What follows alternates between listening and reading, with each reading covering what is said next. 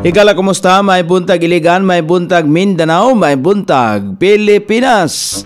Adlaw nga Biyernes karon sa 5 ni buwan sa Hulyo ning tuiga 2024. Sangan sa ato station manager Pastor Ruben Sulapas, kini ang inyong KSR Kabisaya Nonay B. Ang muhatod sa hanay sa balita sa alas 7. O karon sa uluhang tudling sa ato mga balita, mas daghang negosyo mo parehistro sa Iligan tungod sa electronic bus. Social pension payout sa mga senior citizen ipahigayon. Mga estudyante sa kolehiyo di Iligan nitapos na sa ilahang pagtuon. Sa kauluhan, NIDA nagtuo nga magdala og trilyones pesos nga kita sa gobyerno ang paggamit sa mga negosyo sa nasod og AI-powered solutions. Thailand gusto nga mas mapalapdan pa ang koneksyon sa pangturismo kauban ang Pilipinas. Hepe sa Armadong Kusog sa Pilipinas nanawagan sa publiko nga dili magpanik sa missile attack sa China nganhi sa Pilipinas. DSWD padayon nga pakusgan ang social protection programs alang sa mga Pilipino. Sa gawas sa nasod, Iran naglaom nga ang pakigtambayayong kauban ang ASEAN makahatag og kalig-on sa mga kanasuran. Balita sa kinabuhing Kristohanon, International Christian Concern naisgutan sa bagong International Religious Freedom Report sa US State Department. Kini ang uluhang tudling sa atong mga balita nga dalit kanato ning istasyon. DXSR 106.7 sa inyong FM dial. Ang bugtong radyo sa dakbayan siligan nga nagsibiya sa balaang kasulatan, pinasubay sa inspired and preserved.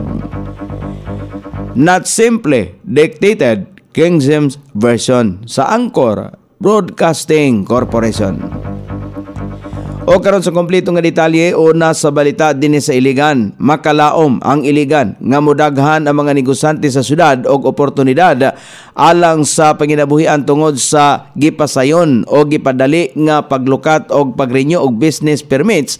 Sumala pa ni ARTA Director General Attorney Ernesto Perez, nagpasabot lang kini nga daghang kita alang sa syudad nga magamit sa mga proyekto. Kini tungod kay magdasig na unya ang mga negosante nga voluntaryong mulukat og permit og mubayad og buhis. Dugang pa niya na obserbahan ang pagdaghan sa mga negosyo sa mga lungsod nga nag-una sa Iligan pag digitalize sa ila mga transaksyon. Ang Iligan usa sa 44 ka mga lungsod sa tibuok nasod nga digital ang pagproseso sa business permits o doon na electronic business one-stop shop o electronic bus. Gidaig usab ni Iligan Chamber of Commerce sa President Reggie Punong Bayan ang gipasayon nga business registration tungod kay makadaginot man ini ang mga negosante sa oras o rekurso o sihag usab ang sistema. Gipasalig ni Iligan City Mayor Freddy Siao nga sa dili pa matapos ang iyaang unang termino, fully digitalized na ang syudad. Ang paghimong digital o smart city sa Iligan usa sa development goals sa administrasyon ni Mayor Siao.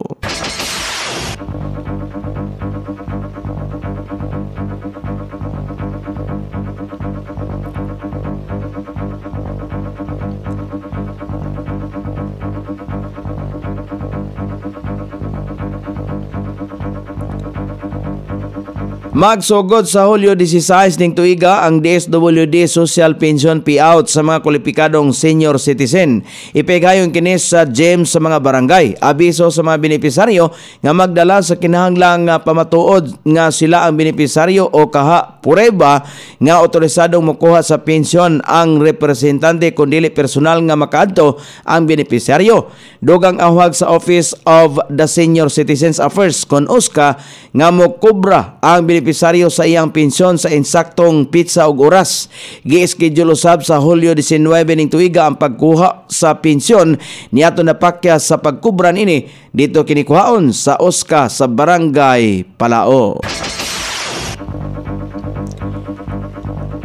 May graduar na ang 32 ka mga estudyante kaniadto sa Kolehiyo di Iligan, CDI, human gihimong iskalar sa LGU o gibalhin sa Mindanao State University Llano del Norte Agricultural College. 20 niini na human sa kursong Animal Science samtang 12 usab ang nihuman sa kursong Agronomy. Mitambong sa graduation ceremony si Mayor Freddy Siao, gidaig niya nga wala magpaepekto ang mga estudyante sa mga kritiko sa pagpasirado sa CDI apan may pursige noon sa ilang pagtuon. Sumala pa sa mayor, prioridad lamang sa LGU ang kaayuhan sa mga estudyante. Giawag usab niya ang mga estudyante nga magpadayon sa mas taas nga edukasyon, mahimong profesional o leader sa ilang komunidad. Gisuportahan sa LGU ang mga estudyante kaniadto sa Kolehiyo di Iligan sa ilang tuition o ubang galastuhan aron makapadayon sa pagtungha sa CHED recognized nga mga eskwelahan. Usa ang edukasyon sa prioridad ni Mayor Siao. Gasugod na kini sa pagtabang sa mga estudyante pinagi sa Helping Other People Through Education o HOPE scholarship niya sa mga wala pa siya misulod sa politika o gipadayon kinit hangtod karon. Nagapahigayon usab og pinakaunang education summit ubos sa iyang administrasyon aron pagtabang sa sektor sa edukasyon. O karon sa balita sa kauluhan nga mabasa sa nagkalalaing gula sa pamantalan karong adlaw nga nahipo sa lawak balitanan ning istasyon DXSR 106.7 sa inyong FM dial. Ang bugtong radyo sa dakbayan siligan nga nagsibya sa balang kasulatan, pinasubay sa inspired and preserved, not simply dictated King James Version sa Anchor Broadcasting Corporation.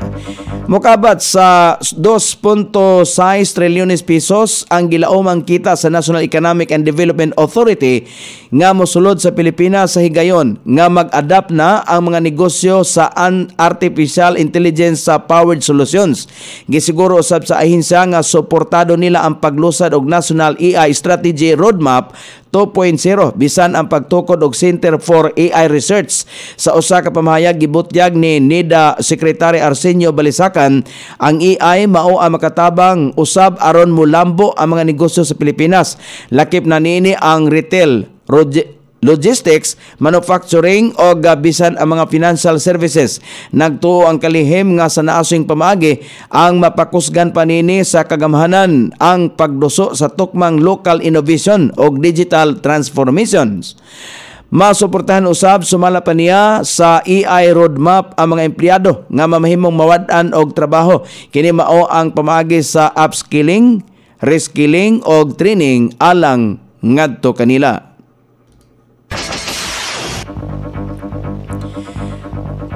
Gusto sa nasod sa Thailand nga mapakusgan pa sa mas halapan nga pakigtambayayong kauban ang Pilipinas subay sa gipagawas nga statement sa Thai Ministry of Tourism and Sports. Gusto sa kagamanan sa Thailand nga makabaton kini og koneksyon sa Pilipinas aron mapakusgan ang sektor sa turismo. Sa ilalom niini gusto sa mga Thai officials nga mapalapdan pa ang partnership sa duha ka nasod sa lain-laing larangan sa nag-unang panginahanglan mao ang mas daghang commercial flights tali sa Pilipinas ug Thailand. Gilangkuban kini sa lain-laing Thai destinations sama sa Phuket, Chiang Mai o Samui. Lakip usab sa mga lugar sa Pilipinas nga ikonsiderang makabaton og flight expansion gikan sa Bangkok mao ang dakbayan sa Sugbo ug Palawan. Ang pipila ka mga opisyal sa Thai Ministry of Tourism and Sports mao ang mibisita niadtong katapusang semana sa Hunyo dinhi sa Pilipinas dungan sa UN Tourism Gastronomy Forum meeting.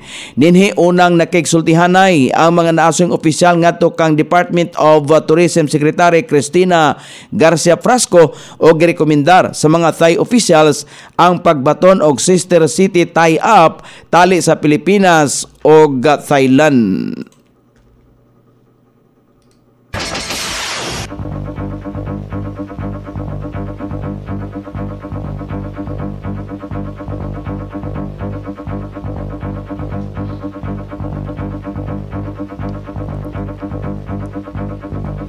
Padayon sa balita sa kauluan pagyapon na nawagan ng hipi sa armadong kusog sa Pilipinas nga si Chief of Staff General Romeo Brunner ngadto sa publiko nga dili magpanik sa sumala pay plano sa pagpalupad og hypersonic missile sa China ngani sa 25 ka mga lugar sa nasod nga Pilipinon. Sumala pa kang General Brunner sa pagkaron wala pa sila nadawat nga taho mahitungod sa gipagawas nga pamahayag ni Senadora Amy Marcos dugang paniya nga nagtinabangay ang Armed Forces of the Philippines bisan ang security sector aron tubagon ang nasong hisgutanan. Gibutyag ni Brunner nga ana pa sa proseso ang Armed Forces of the Philippines sa pag-validate sa taho nga adunay 25 ka mga lugar sa nasod nga Pilipinon nga target sa hypersonic missile gikan sa China. Sa pagkakaron nakiknabayayong na ang Armed Forces of the Philippines sa buhatan sa senadora aron makakuha pa og impormasyon mahitungod dinhi. Una nang gipadayag sa armadong kusog sa Pilipinas nga dili nila ibaliwala ang nasong taho bisan pa man nga nakaandam na ang militar nga protektahan ang teritoryo sa nasod ug ang nasod nga Pilipinon. Gipunto ni Brunner nga ilahang mamahimong lakang sumala pay ang missile attack ang nakadepende sa usa ka klaseng impormasyon ang ilahang makuha. Gikompirmar sa Department of Social Welfare and Development nga padayon nilang pakusgan ang pagpanghatag sa social protection programs alang sa mga katawhang Pilipino. Sumala pa sa ahensya kini ilalom sa top priority sa proposed 2025 nga National Expenditure Program nga maoy giaprobahan usab ni Presidente Ferdinand Marcos Jr. Mitaas usab ang budget nga igahin sa ahensya alang sa social protection isip pagsanong sa kamanduan sa punong ehekutibo. Base sa datos sa DSWD, mukabat nga to sa 229.3 bilyones pesos ang proposed budget sa ahensya alang sa mosunod nga tuig.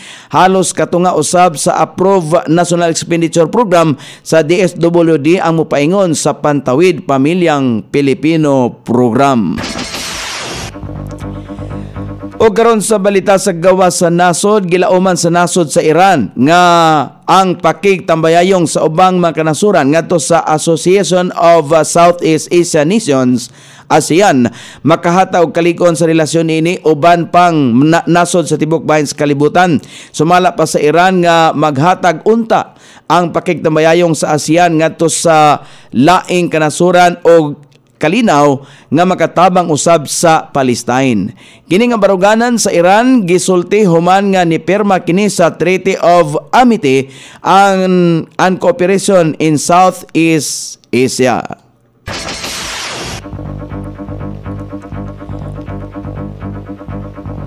O karon sa balita sa kinabuhing Kristohanon, nahisgutan sa ika-13 kahigayon ang International Christian Concern sa bag-ong gawas nga International Religious Freedom Report nga gihimo sa US Department of State. Ang ICC mao ang naghatag og daghang taho sa mga Kristohanong pagpanglutos nga nahitabo sa mga kanasuran nga India, Bangladesh, China, Nepal, Ehipto og Afghanistan. Sa nasong bag-ong taho, ana sa 200 ka mga kanasuran ang nahisgutan sa US Department of State. Tungod niini giawhagan sa US Department of State ang mga embahador nga pagatun-an ang ubang mga kalihukan niini aron nga maprotektahan ang kagawasan sa pagsimba sa mga katawhan ilabi na sa mga Kristohanon.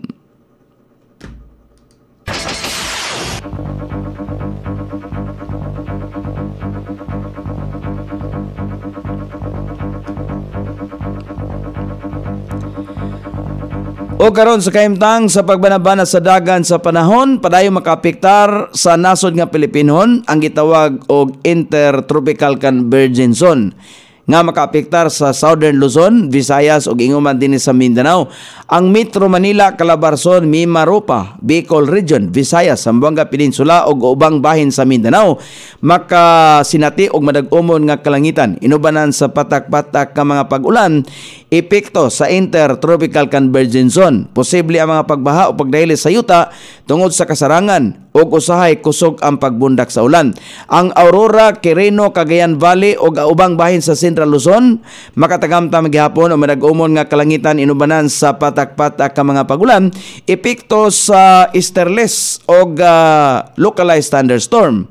Sukod sa temperatura dinhi sa dakbayan siligan ang kabugnawon ana sa 25 ug ang kainiton mosangko sa 33 degrees centigrado.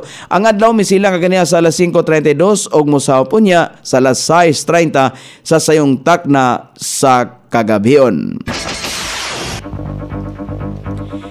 Inyong nabati ang kinatibuk ang hanay sa balita sa alas 7 nga dalit kanato ning istasyon.